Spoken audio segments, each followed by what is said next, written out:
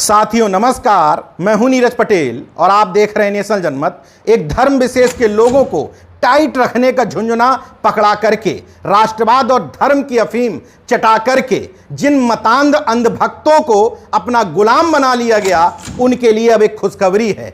हिंदू राष्ट्र का संविधान का मसौदा तैयार हो चुका है। ये मैं नहीं कह रहा हूं, बल्कि संघी समाचार पत्र दैनिक जागरण में छपी एक खबर बता रही है।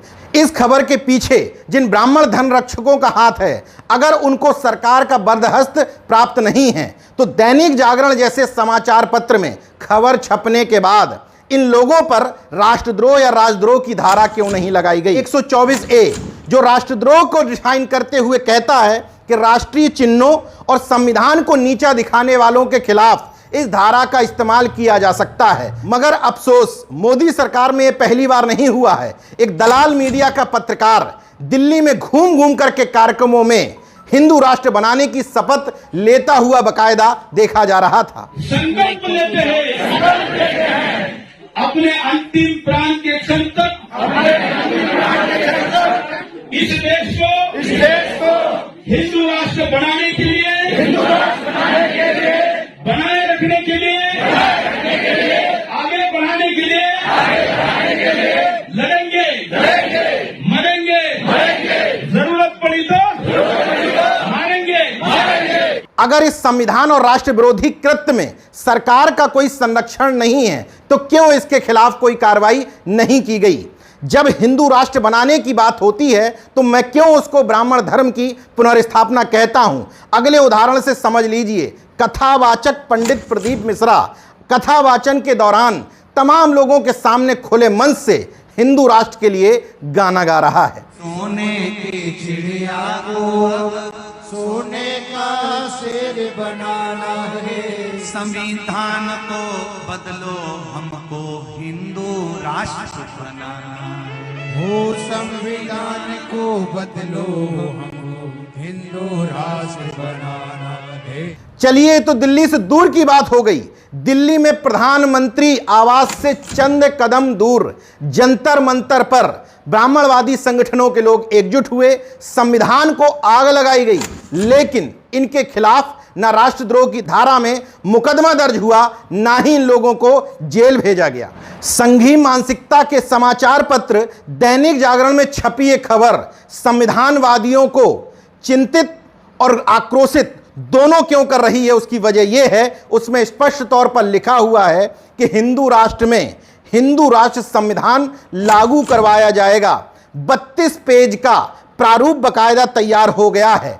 अखिल भारतीय विद्वत परिषद के महामंत्री डॉक्टर कामेश्वर उपाध्याय को इसकी जिम्मेदारी सौंपी गई है। संविधान निर्माण के संयोजक स्वामी आनंद स्वरूप बनाए गए हैं। खबर में यह भी बताया गया है कि 750 पेजों का यह हिंदू राष्ट्र संविधान 2023 के माघ मेला में धर्म संसद संचालन समिति द्वारा संतों के सामने पेश किया जाएगा। एक जाति वर्चस्व के हिसाब से बनाए जा रहे इस मनु के विधान और बाबा साहब के संविधान में यही मूल अंतर है, जिस बात से इन लोगों को सबसे ज्यादा तकलीफ है। अभी राष्ट्रपति, जिसको इन्होंने राष्ट्राध्यक्ष कहा है, राष्ट्रपति दलित और आदिवासी वर्ग से भी बन जा रहा है, लेकिन हिंदू राष्ट्र संविधान में शायद ये व्यवस्था नहीं की जाएगी, क्योंकि जैसे जैसे आप आगे बढ़ेंगे आपको समझ में आ जाएगा कि फिर से वही मनुस्मृति के नियम, वर्ण व्यवस्था और जाति वर्चस्व की पुनर्स्थापना करने की पूरी व्यवस्था की गई है।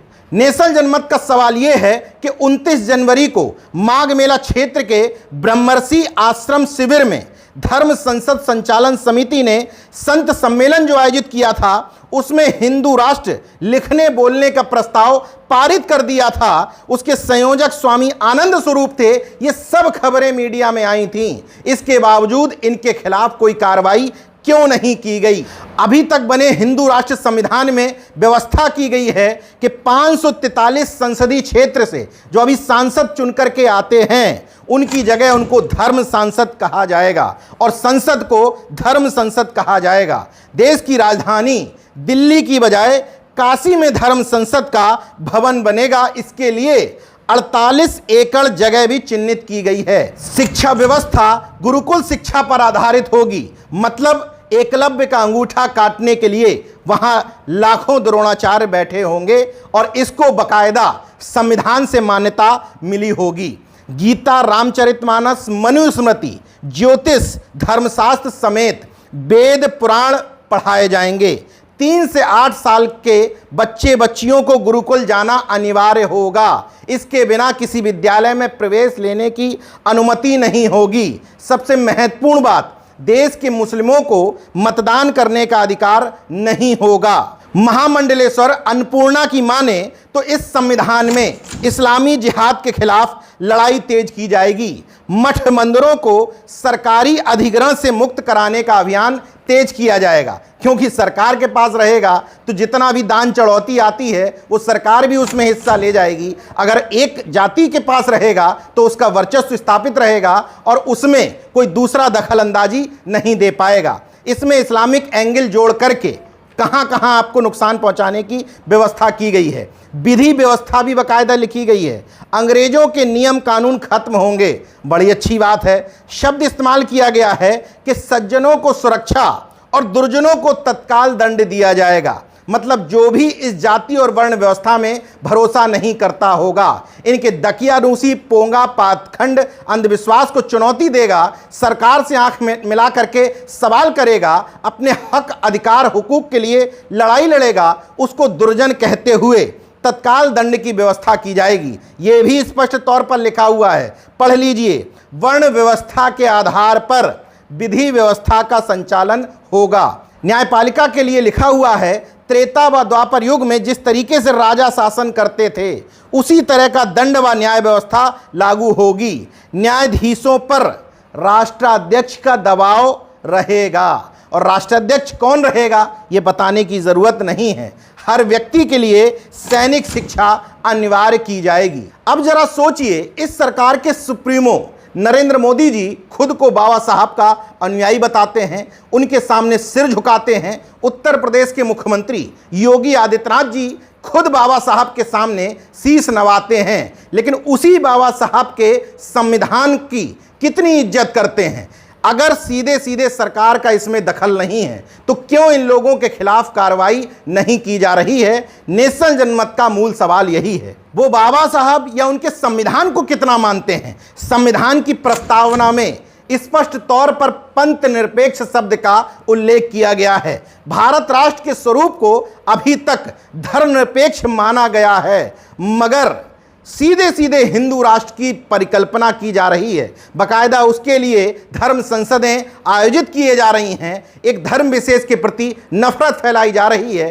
पिछड़े और दलित वर्ग के लोगों को फिर से उसी वर्ण व्यवस्था की स्थिति में पहुंचाने की जो काम वो करते थे उनको उसी काम में समेटने की व्यवस्था की तैयारी की जा रही है, मगर इस सरकार के रहनुमा खामोश बैठे हैं। तो क्यों ना माना जाए कि जितनी भी चीजें हो रही हैं उनमें सब में कहीं ना कहीं डायरेक्ट इनडायरेक्ट इनकी मौन स्वीकृति जरूर है। हालांकि इतनी निराशाजनक स्थिति में भी आशा की किरण ये है कि तमाम सारे लिखने बोलने वाले लोग तैयार हो गए हैं। इसलिए सीधे सीधे किसी भी सरकार की हिम्मत नहीं है कि इस संविधान को खारिज कर दे, मगर बैकडोर से उसी वर्ण व्यवस्था की पुनर्स्थापना करने की कोशिश की जा रही है। उत्तर प्रदेश का एक उदाहरण देता हूं। राजा पहले छत्री होता था तो उत्तर प्रदेश में भी छत्री है। उनका मंत्री ब्राह्मण होता था तो यहाँ पर चीफ सेक्रेटरी का पद ब्राह्मण के लिए आरक्षित कर दिया गया है। उनके लेखा जोखा का ब्यौरा कायस्थ देखता था तो राजस्व परिषद का चेयरमैन